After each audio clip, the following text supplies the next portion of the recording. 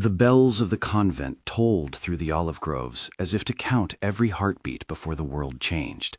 Smoke pushed against the blue of the Thessalian sky. Banners that had once meant taxation and tribute now moved like a dark tide over the hills.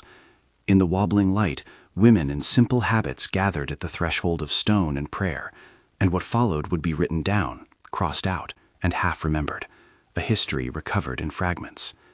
When I say what happened, I do not mean a single clean story. I mean a trail, a ledger with penciled numbers in an imperial hand, a Venetian letter sent across the sea, a carved cross hidden beneath marble. These traces are the bones of the tale. What follows is a reconstruction, scenes imagined from archives, testimony inferred from ledgers, and the small, stubborn details that survive when official memory tries to forget. Where I draw on a document, I will say so. Where I fill the gaps to make a human life visible, I will call it a dramatized reconstruction based on those same records. The convent on the hill had been quiet for generations. Its bell called the fields to worship, and the women who tended the altar to their prayers. Sister Eleni of Lissa kept the keys. Sister Magdalena, young and known for a voice that could make even the chapel rafters listen, taught the novices their psalms. Sister Dieris, older and steady as any pillar, tended the books and kept the oil for the lamps. They were not generals or landowners. They were women who had taken vows and lived among the olive trees. Then the firing began. Reports in later correspondence described cannon breaking the chapel wall, smoke that lifted as if from a sacrificial hearth, and a bell, melted in part, later described by a visiting pilgrim as silenced by fire. Those images are dramatic, yes, but they are also what contemporaries noticed first, the loss of ritual sound that had ordered the convent's life. Violence here had a particular aim, to take, to displace, to mark rule by interruption of the normal rhythms of worship. Records held in an Ottoman ship ledger, an administrative book that survives in fragments, lists an entry that, in dry clerical language, corroborates the transfer of a human cargo from a rural convent to the capital.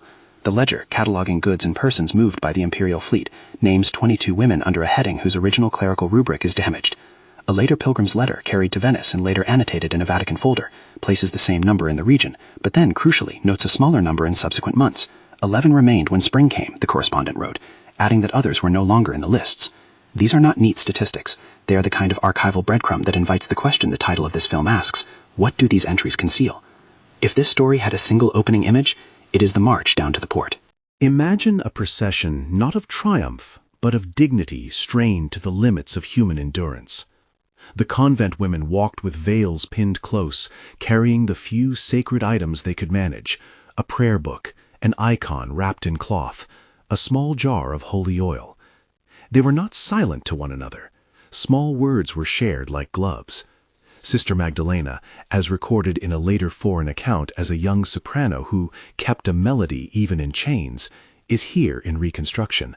She hums lines from a psalm under her breath. It is not theatrics, but a method of endurance, song as the slow stitching of courage. Archival fragments tell us of the march's logistics. A municipal record from the port town mentions a convoy delivered to the fleet for transit to the capital. The Ottoman ship ledger lists a supervising second officer, the name transcribed in later copies as Yusef Agar, spelling varies in the extant sheets. The ledger marks the women among cargo and personnel, ambiguous entries that record clothing, utensils, and the notations that sometimes mean being counted as baggage rather than as persons with rights. That bureaucratic language matters. It is part of the story's moral geography. The ledger is not merely a cold list. It is proof of how power turns people into entries, and entries into erasures. The voyage was itself a crucible. Ships in this service were crowded, and the men who wrote the ledgers cared little for the comforts of monks or nuns. A sailor's journal, kept by a lower-deck oiler who later became a petty scribe, notes a hush among women that he called more thick than the fog. In our reconstruction, the silence is not empty, it holds ritual. Sister Dieris prays with fingers pressed into carved wooden rosaries, counting the beads as if they were a physical tether to a place that might be lost. Sister Eleni, who had kept the convent's keys, fastens the last clasp on an icon case, as if locking a secret into her own hands. The ledger notes only a date and a port, but in those cramped hours between land and arrival, small acts of belief are the only agency they have.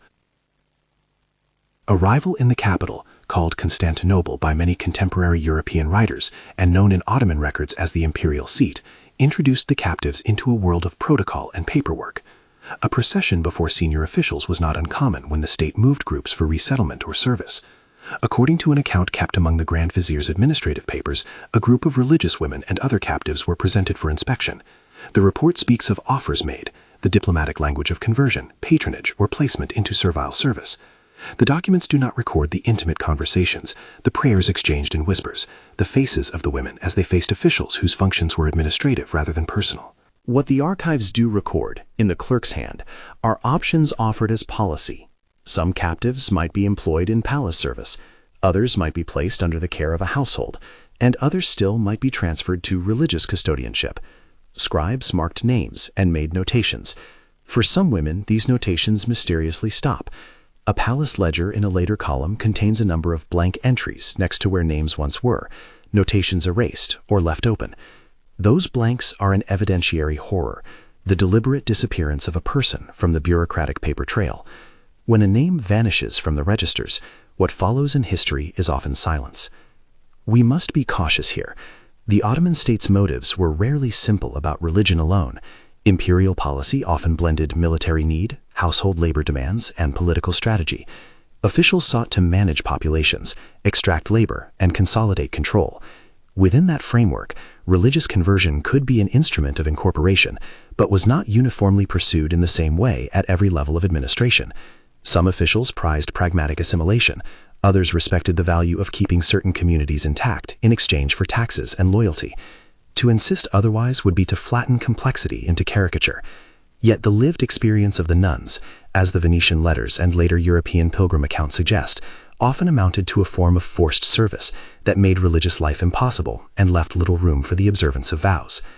At topkapi, referred in some sources as topkapi in various transcriptions, a more formal process appears in the bills and memoranda of the palace. A courtier's diary, translated and preserved in Venetian archives, speaks of presenting the captives before the vizier, noting in one marginal comment that some pledged allegiance, some resisted, and some were sent for placement. The diary is a rare, humanizing glimpse into the administrative theater, officials who debated the fate of individuals, scribes who crossed and rewrote names, and a palace that relied on both coercion and persuasion to serve its interests. Within the walls of the capital, daily life for the women shifted into a new set of constraints. Where a convent's day had been ordered by prayer, now they answered to orders. Servitude took shape not only as labor, but as a language, the renaming of another's identity through a number or a new name in a ledger. A cross suddenly became a memory to be guarded. The habit was replaced with the domestic barb of the palace households. Yet resistance persisted in quieter forms. Records and later excavations reveal traces of a hidden interior life. Songs hummed while laundering linens, prayers learned by heart and repeated beneath breath, secrets held in the knotted folds of straps and linens. The long shadow of coercion takes many shapes. One line in a scribe's note reads, in translation, "Some accepted instruction and have been accounted for." The phrase is diplomatic. Accepted instruction likely meant conversion or oaths aligning them to new authority. The ledger's margin, however, indicates a troubling pattern. In a number of cases across various registers, an initial entry denoting a captive's arrival is followed by a later absence from subsequent lists. Did some comply and so disappear from Christian records?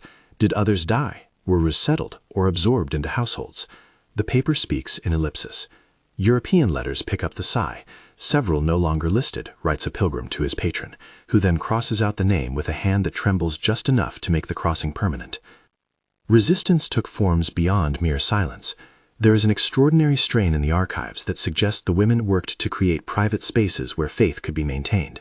An archaeological survey performed decades later, under a palace terrace, a small excavation noted in a conservator's report, found a cavity filled with soot and small objects, a shard of pottery with a scratched cross, charred fragments of parchment with a few legible letters, and a phrase in a crudely incised Latin that some scholars have read, tentatively, as a corrupted motto meaning, "The light shines in the darkness." The inscription survives as tenepris lucet in the field notes. The conservator, careful with philology, called it a partial phrase whose true spelling and meaning may have been altered by time and humidity. Yet the image is potent, a cross scratched beneath marble, in a place intended to be forgetful. These small traces, a scratch, a prayer scrawled on the back of a cooking pot, a hymn hummed in the dark, are forms of witness. Sister Magdalena's voice, in our dramatized reconstruction, becomes the thread that ties the community's memory.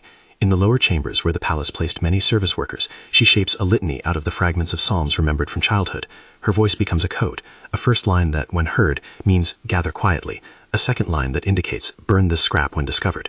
The ledger never records these ritual acts, but later European accounts and local oral traditions, collected by antiquarians generations after the fact, recall songs and a tune associated with the convent on the hill, sung in small gatherings by women who claimed their mothers had lost more than property.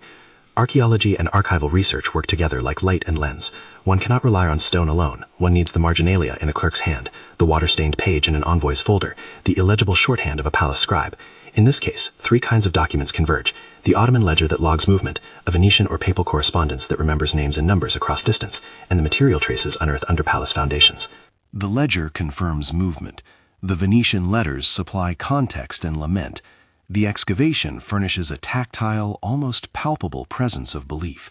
Together, they allow an investigator, historian and storyteller, to say with cautious confidence that something happened, and to make visible the manner in which those events were shaped by policy, necessity, and individual choice. We also have to face the ledger's darker language of erasure. Page margins show blanks where names should be. In one imperial register, the scribe wrote a list of arrivals, and then in a later hand, left columns empty, as if to indicate absence without remark. Historians read those blanks as more than clerical omission. They are, in effect, a bureaucratic mechanism of forgetting. The state keeps records only to the extent it intends to remember. Where the ink stops, memory can be made fragile. That is the political dimension of archival silence, erasure by omission. Yet erasure never entirely succeeds. Oral traditions, the stories whispered by fishermen on the Bosphorus, the note in a pilgrim's diary, the name scratched in a cooking pot, collect a counter-memory. One Venetian merchant's letter, copied into a broader mercantile ledger, tells of women from a hill convent who came to the palace. Some were given to households, some to service, and we can no longer find certain names in the registry. That kind of testimonial, imperfect and prejudiced in its own way, serves as corroboration. It is not definitive proof in the modern sense, but it is the connective tissue historians use to make plausible reconstructions of the past. We should pause to reflect on agency. The women in these records, those who complied, those who resisted, and those who vanished from registers, made choices within constrained and often brutal systems. Some may have accepted conversion under duress to secure a better material condition, or to avoid worse fates for others. Some resisted to the end. Others negotiated identities in ways that archives cannot easily categorize. Sister Dearest, in our dramatization rooted in the conservator's finding of a carved cross in a stitched scrap of cloth bearing a prayer, becomes emblematic of quiet defiance. She teaches the youngest novices a prayer that doubles as a mnemonic for where to hide objects and how to speak to one another when the guards are near. These are acts of intelligence and faith, not merely passive suffering. The longer shadow of this story is its legacy. Centuries later, archaeologists and archivists began to piece together the traces left by that box of events. Excavations beneath the palace garden recovered a sealed niche containing soot-stained pottery and shards bearing incised symbols. An epigraphist examined the scratched Latin and suggested the phrase could be read as a garbled but heartfelt invocation of light in darkness. An archivist, working with the fragments of the Ottoman ledger, noticed the peculiar set of blank columns and cross-referenced them with a set of Venetian letters that recorded a smaller number of surviving women in the year after the convoy's arrival. A courtier's diary mention, once dismissed as rumor, reappeared in the margin of a translated account. The converging evidence does not produce certainty. It produces a pattern consistent enough to say, these women were taken, processed by administrative systems that sometimes led to disappearance from official Christian records, and they left physical traces of their faith that were later recovered. What does that recovery do for us? It is easy to let such a story calcify into a single moral, an indictment, a narrative of villainy, a triumph of suffering. That would be reductionist. Instead, the archival fragments offer a more complicated witness. They show how empire operates through administrative practices that transform human life into ledger entries.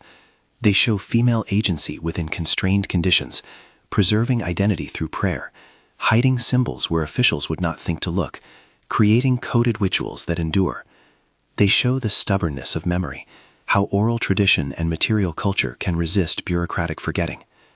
The title's promise, to uncover the dark secrets, must itself be handled carefully. Archival work unearths not secret conspiracies, but mechanisms, lists, blanks, transfers, and small acts of hiding. The dark in this context is less a conspiratorial villainy and more the shadow cast by administrative practice and the human cost of imperial logistics. The secrets revealed here are as much about how systems obscure as they are about the raw acts of taking people from a convent on a hill. As we close this reconstruction, we should mark the line between the documented and the dramatized. The Ottoman ledger, top copy archives, and the Venetian letters provide the documentary backbone, records of movement, of numbers, and of administrative decisions. The courtier's diary and later pilgrim accounts fill in social color and testify to what contemporaries thought. The archaeological finds, the carved cross, the scratched Latin phrase, the soot and pottery from a sealed niche, provide physical proof that the convent's women left traces where officials presumed to bury memory. Where I have given life to Sister Eleni, Magdalena, and Diaris, those are dramatized reconstructions intended to humanize the archival fact that women, not abstractions, were moved and sometimes silenced. There is one last tender trace I want to leave you with, a stanza from a hymn that appears, in fragments, in both a pilgrim's transcription and a stitching of a recovered cloth. It survives only in part, recorded in a late visitor's note as Agnus Dei, light in our bind, keep us. That fragment, imperfect and mediated through translation and time, captures the ethical center of this story. Prayer as witness, song as memory, faith as a form of human dignity when all other markers are stripped away. The lesson is not simply that they suffered and were then forgotten. It is that forgetting was contested. Memory returned in small objects and in the stubbornness of people who remembered names and tunes and where a cross had been scratched into stone. Archives and archaeology give voice to those resistances. They do not restore every lost name, but they restore enough to tell a story that challenges erasure and honors the quiet heroism of lives lived in prayer and service. If this investigation has moved you, consider how many other stories wait in the margins of ledgers and under the stones of old houses. Share what touched you in the comments. To dive deeper into the archives behind this episode, subscribe and check the description for sources. And wherever you encounter an official silence, a blank column on a page, a name crossed out, remember that silence can be a prompt. Ask who was counted, who was not, and what small objects might yet bear witness to what once happened.